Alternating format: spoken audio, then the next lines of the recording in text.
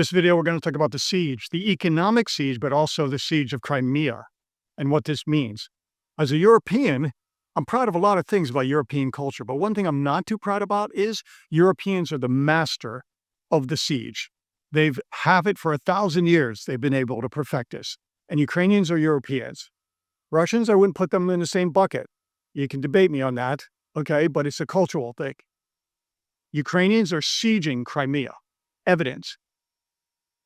Gasoline, non-existent for retail consumers in Crimea. High probability that electricity is off, brownouts, blackouts, cell phone, water, okay? Go down the list. All infrastructure, roads are blocked, ferries are being torched, bridges are incapacitated. Crimea is under siege. If you know Vauban, V-A-U-B-N, he was a French writer. He wrote The Art of Siege, the treatise on the attack of fortified positions, and also a treatise on the defense of fortified positions. He was born in 1633. I think they were published after his death in 1737. I know all these facts. I read a lot of books when I was a kid. Oh, you guys were dating. I was just reading books. But like I said, the Europeans are masters. And his advice was it had to be mathematical. You had to mathematically reduce your enemy to dust, not with emotion, but through engineering, through cutting supplies, cutting access roads. And this is what Ukraine is doing. If you know the movie Last of the Mohegans, I don't know if any of you watched it or read the books, and there was Colonel Monroe. He expressed the same thoughts when his Fort McHenry was under siege. I think Fort McHenry was under siege.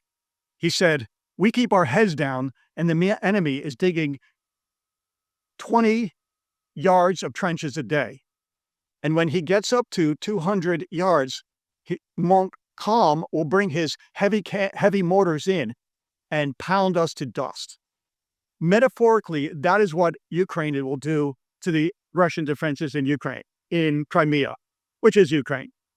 Nothing against the people there. Of course, Ukraine is trying to spare all life because they want to make the world a better place. But the idea is to cut Crimea off.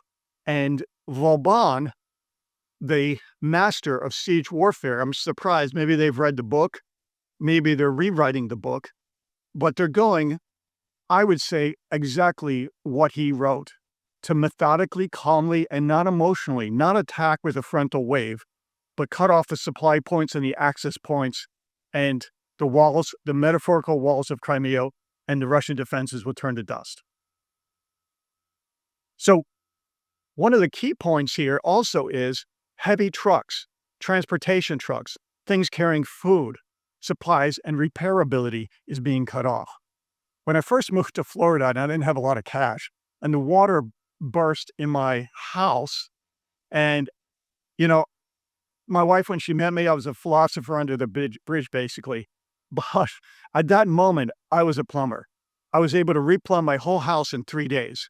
But I was able to do that. Oh, I subsequently also dug my own septic field, but whatever. I was able to do those heroic feats of DIY specifically because I had logistics. I was able to run to Lowe's, Home Depot, buy the parts, order the parts, use the things I need, the PEX plumbing, super easy, and I was able to replumb my whole house in 3 days. I almost died up in the attic because it was Florida in the middle of the summer, and the attic was cut off from, had heavy insulation. I don't know, it might have been 45 degrees up there, and I was walking on these beams. But that was successful for me because I had parts and components, and that's exactly what happens in Ukraine, or Crimea rather. It's hard to talk and walk at the same time. All these people looking at me, is that the parts and the components are being cut off. Everything is being funneled into military supplies. And from my understanding, the military is starting to lack supplies. They just don't have the logistics. So Crimea is under siege. The classic European siege from, read any book from the Middle Ages. Maybe not with catapults, but with drones. And it will be decisive in terms of when, they're not even taking the Kerridge Bridge down yet. Kerridge Bridge is probably icing on the cake. They don't even need to do that, truthfully, because once everything else is cut off, they'll probably keep it for a while.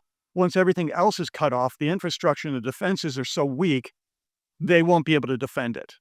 When Crimea goes, and it's not, I'm not want to get ahead of myself, it's not sealed fate, but if it does, that will be such a geopolitical blow to the Kremlin that I can't see Russia being able to stand that. I can't see them able to endure that. So that's the strategy in Crimea. Crimea is simply being under siege by drones, by multiple avenues of attacks. Partisans are active. I believe there's this partisan group, ATEM, if I remember. There's a bunch of partisan groups operating in Russia and in Ukraine. We don't hear it, but basically it's not like in the old days where they blow up bridges, and, Hogan's Heroes. It's basically they're feeding information and tactical intel to Ukraine intelligence. And meanwhile, the Russians are scrambling. They're trying to cover it up with, media glossing and their propaganda machine. But there is no way that they can hold Crimea, at least economically, in a viable sense. So, 2014 will be reversed. I was in Crimea. Loved it. Go to the beaches. They even have that Disney aerial castle there. If you know what I'm talking about, you ever take your kids to Disney, you have some inspiration from the castle on the Black Sea. All that will be returned to Ukraine. And the people there, they're very sweet people. They like being part of Ukraine. They knew Ukraine was the future. Ukraine is dynamic. It will connect to this European Union, this open markets. And I always use the example, look how rich Poland is. Poland is so super rich. Look at Ireland. Ireland was like the poorest country in Europe for so long, and now it's basically the richest because it had open. My wife asked me the other day, she asked me why, how did that happen so fast? I said open markets, the magic pixie dust. And Crimea and Ukraine, Donbass, they all want to have that magic pixie dust, but they can because the Russians use this old style occupation theory of, a czar, et cetera, et cetera. But one thing Ukraine has is that they're Europeans. They take their time. They do it methodically. Don't do it boastfully. They just state it as it is and slowly piece apart the defense works until Crimea will collapse and fall. And that will be a great day. Of course, I want to see the world a better place.